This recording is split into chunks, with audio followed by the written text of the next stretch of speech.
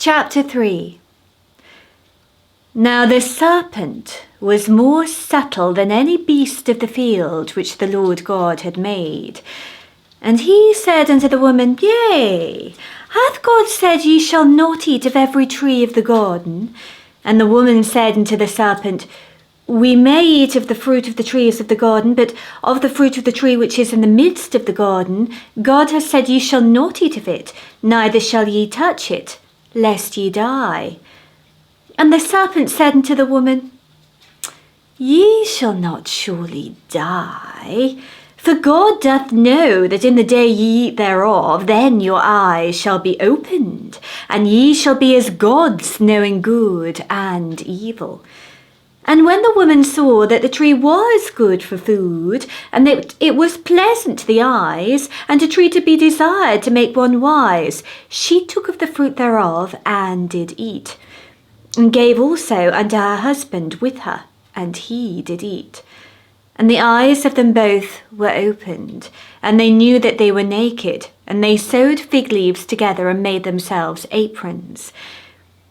And they heard the voice of the Lord God walking in the garden of the cool of the day. And Adam and his wife hid themselves from the presence of the Lord God amongst the trees of the garden.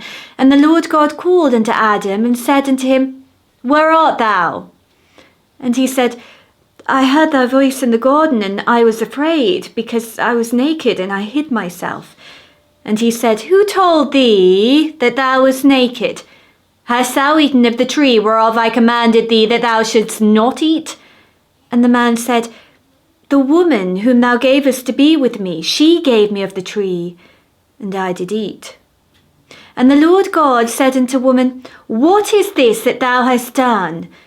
And the woman said, The serpent beguiled me, and I did eat.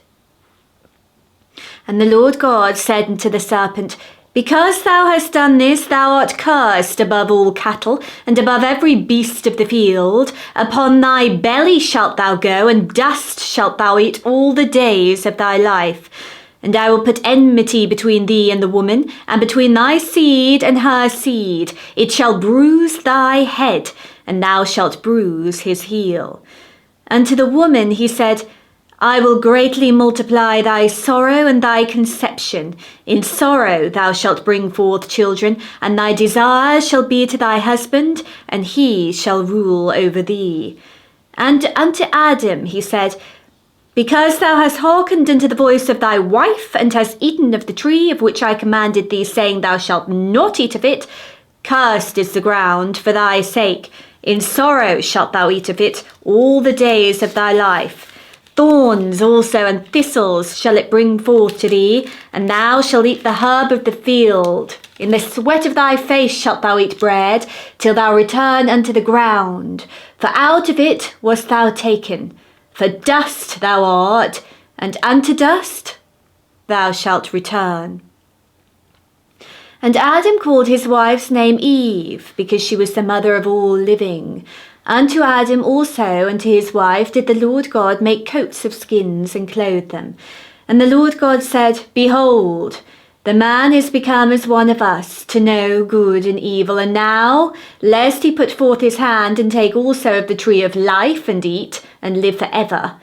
Therefore the Lord God sent him forth from the Garden of Eden, to till the ground from whence he was taken.